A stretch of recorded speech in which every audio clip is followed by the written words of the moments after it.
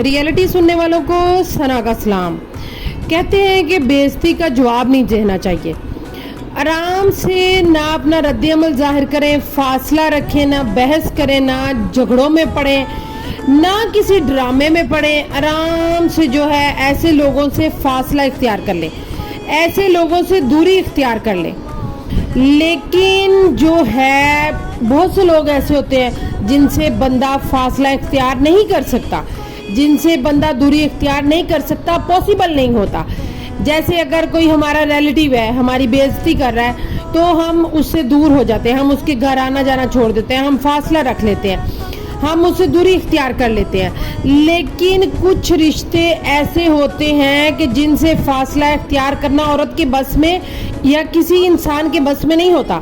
अब आपको ससुराल की एग्जांपल देती हूँ।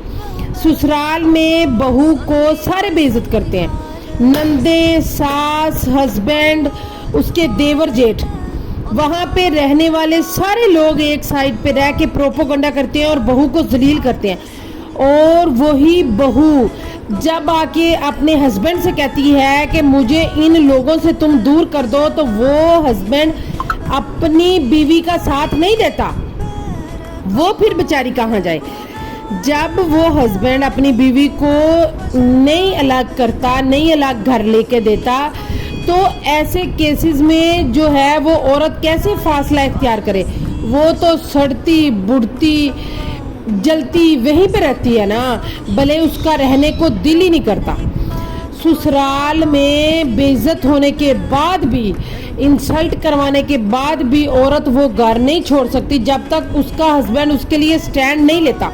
क्योंकि हस्बैंड तो ब्लाइंड होता है, वो कहता है कि जो हैं सब कुछ मेरे माँ बाप ही हैं, तुम तो कुछ भी नहीं हो, उसको वैल्यू ही नहीं देता। और ये औरतों की बहुत बड़ी भूल होती है कि जो हस्बैंड होता है ना वो हमारा ही होता है। मेरी अम्मी कहती हैं हस्बैंड जो होता है ना वो सराहने का सांप होता है, किसी वक्त भी डंग मार सकता है। तो इस पे एतबार नहीं करना चाहिए। सारे हस्बैंड नहीं ऐसे होते, कुछ कुछ ऐसे होते हैं। मज़ीद वीडियोस के लिए जल्दी से फॉलो करें।